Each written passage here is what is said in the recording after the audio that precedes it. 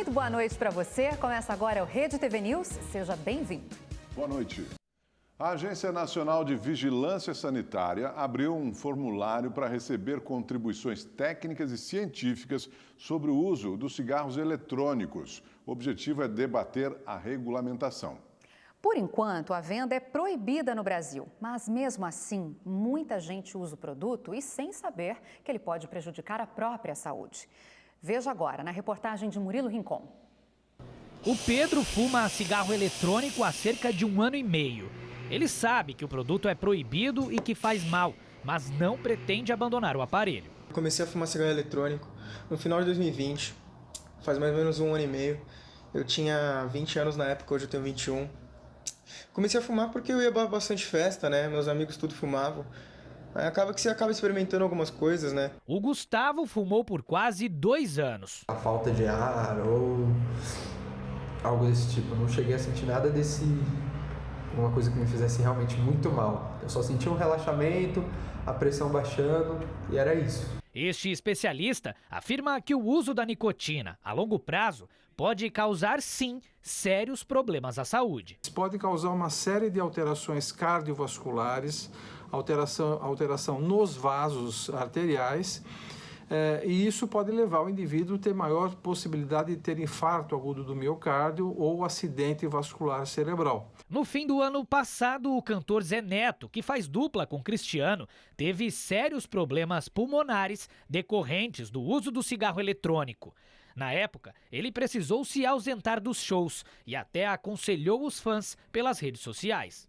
Realmente passei por um problema sério do pulmão devido a cigarro, desses vapor. Inclusive dou alerta aqui para quem mexe com essa para com isso, porque é um cigarro como qualquer outro e faz mal do mesmo jeito ou até mais. Hoje, a legislação federal não trata sobre nenhuma proibição com relação à venda ou uso do cigarro eletrônico no Brasil.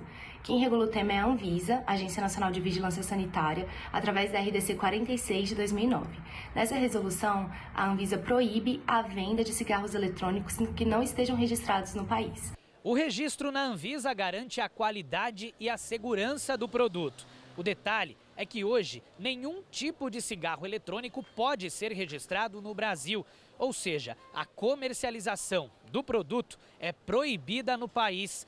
Quem vende está cometendo uma infração sanitária e pode ser punido com advertência ou multa que pode variar de 2.000 a 1,5 milhão de reais. Não é preciso andar muito para encontrar o produto em exposição na região de maior comércio popular de São Paulo. Nesta loja, a vendedora tenta convencer um rapaz a levar um.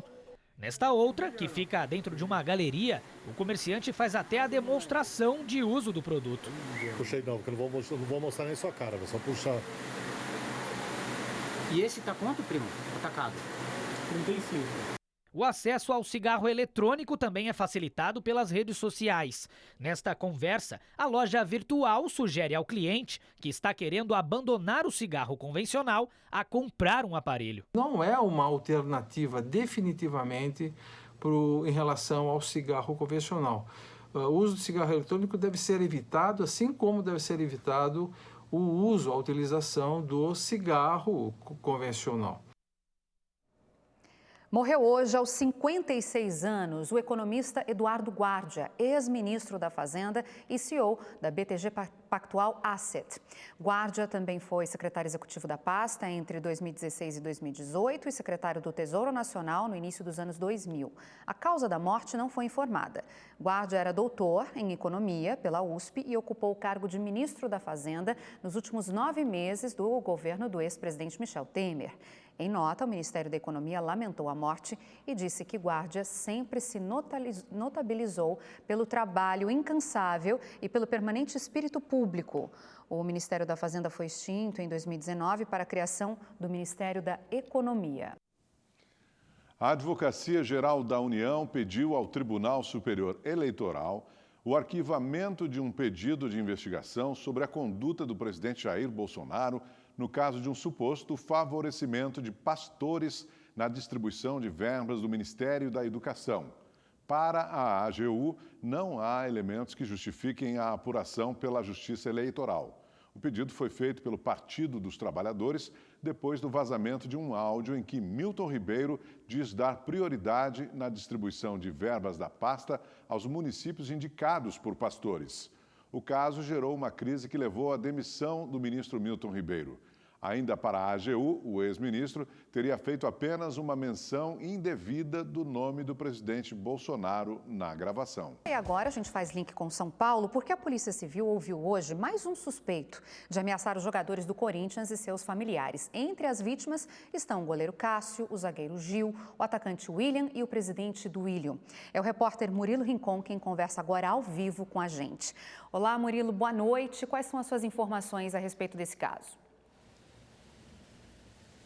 Boa noite, Milena. Boa noite, Augusto. E para todo mundo que nos acompanha, olha só, com esse depoimento de hoje, a polícia já ouviu 6 das 7 pessoas envolvidas nessa questão das ameaças ao presidente e aos jogadores do Corinthians e seus familiares.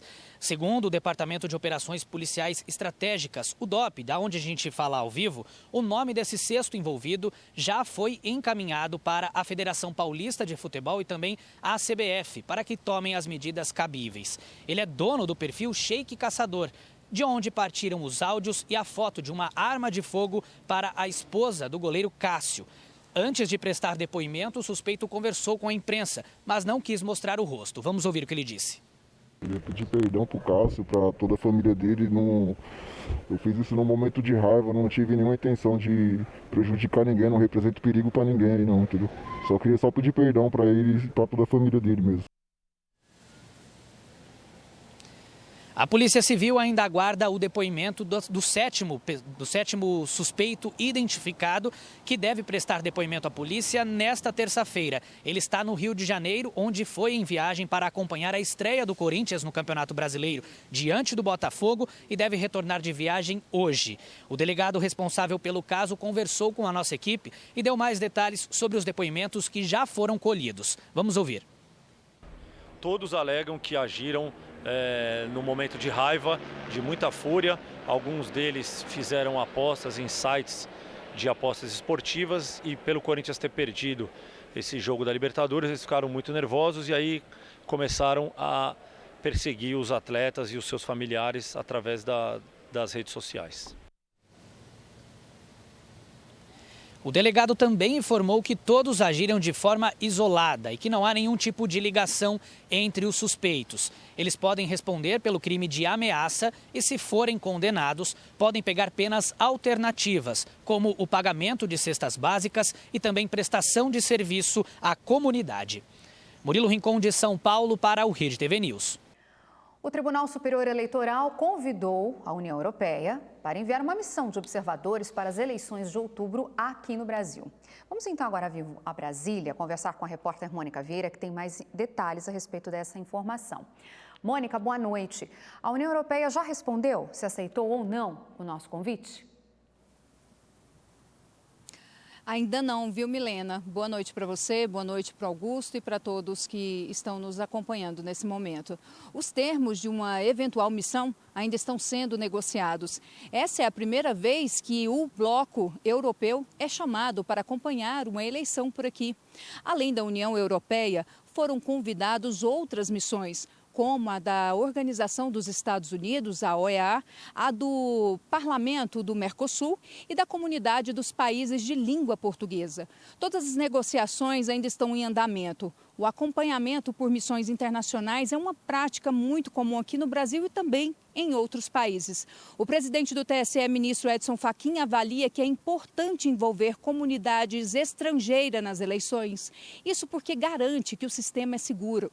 Mônica Vieira, de Brasília, para o Rede TV News. Vamos agora à previsão do tempo para todo o Brasil com Gabriela de França.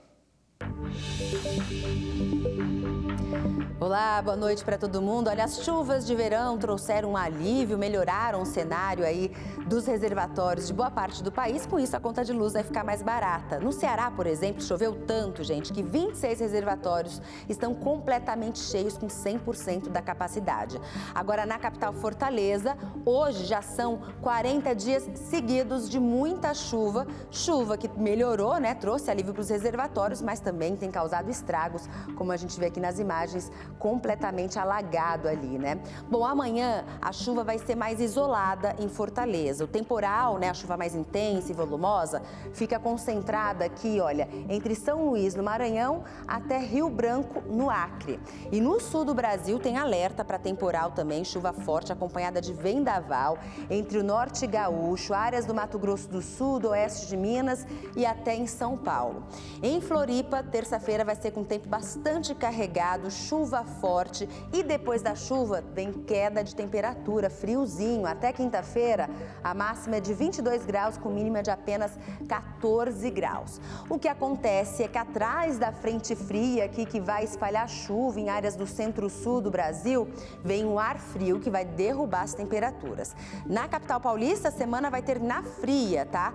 Antes, amanhã, o ar ainda fica bastante abafado, máxima de 33 graus, tem possibilidade de chuva nos próximos dias e até sexta-feira, mínima de 15 graus, a temperatura não passa dos 21 graus, friaca. Enquanto isso, terça-feira de muito sol e calor ainda aqui em Rio Grande do Norte, desde Natal até o Rio de Janeiro. Cariocas terão amanhã máxima de 33 graus, dia muito quente e abafado em Cuiabá, com 36 graus. Em Goiás, um meteoro cruzou o céu aí de várias cidades, provocou um clarão durante a noite, chamou a atenção dos moradores. Teve gente que entrou em pânico, há relatos inclusive de tremores e algumas pessoas acharam que se tratava ali, olha, de uma estrela cadente. Impressionante, né? Demais. Bem legal. E é com essa imagem que eu encerro a previsão do tempo de hoje. Amanhã eu volto com mais informações para vocês. Até lá. Tchau, tchau. E você vai ver agora a história de uma ucraniana que deixou o país e está em Pernambuco. E também a história de uma brasileira que desembarcou em João Pessoa, na Paraíba, depois de ter ficado 26 dias desaparecida. A angústia de Antônia Vicente finalmente acabou. Ontem ela reencontrou a filha, que ficou 26 dias desaparecida na Ucrânia. Silvana, o marido e a sogra desembarcaram no aeroporto Castro Pinto, na região metropolitana da capital da Paraíba, e foram acolhidos com palmas e abraços dos familiares. Silvana diz que se sente segura em solo paraibano e vai se sentir ainda melhor quando souber que a guerra na Ucrânia chegou ao fim. Eu vou estar muito mais feliz no dia que eu vi a guerra acabou, porque era o que nós esperávamos lá nos dias de guerra, que alguém passasse na rua gritando: a guerra acabou, a guerra acabou. Além de brasileiros, ucranianos estão desembarcando por aqui. Somente no mês passado, o governo brasileiro concedeu 74 vistos e 27 autorizações de residência humanitária a cidadãos da Ucrânia. Segundo a ONU, até agora mais de 4 milhões de ucranianos já deixaram o país. A psicóloga Lisa levava uma vida tranquila na cidade de Brovary, subúrbio de Kiev. Dona de casa, cuidava da pequena Dasha, de 3 anos e meio. O marido dela trabalhava numa fábrica na produção de janelas e portas. Com a invasão russa, ela e a filha se uniram aos milhões de refugiados que têm deixado o país desde então. O Brasil, país onde sua mãe, Oksana, mora há 9 anos junto com o marido Turiel, virou naturalmente uma opção de refúgio. Depois de mais de 32 horas de viagem, Lisa e a pequena Dasha desembarcaram em solo pernambucano no último dia 30 de março. Elas estão acomodadas aqui na casa da mãe, no balneário de Porto de Galinhas, litoral sul do estado. Enquanto não há expectativa de fim da guerra e retorno da família à Ucrânia, as refugiadas vivem o hoje e tentam se adaptar como podem. Lisa só fala russo. Pedimos a ajuda da Oksana para conversar com ela. Mas lembrar de dias tão traumáticos ainda é doloroso demais. Todo dia tem 2 desejos. Primeiro, que todos os parentes estão vivos. E segunda, guerra acaba e pessoas conseguirem voltar para casa e casa inteira. Lisa ainda conhece pouco sobre a cultura brasileira. Até agora, só conseguiu aproveitar a praia. Daqui do Brasil, Oksana participa de um grupo de apoio psicológico para ucranianos e, de alguma forma, tenta ajudar seu povo a passar por esse momento tão difícil. Trabalhamos voluntariamente, porque ninguém não pode pagar, e tentamos ajudar pessoas a não ficar traumatizadas. Esta edição do Rede TV News fica por aqui. Obrigada pela sua companhia. Boa noite e boa semana. Uma ótima noite para você. Até amanhã.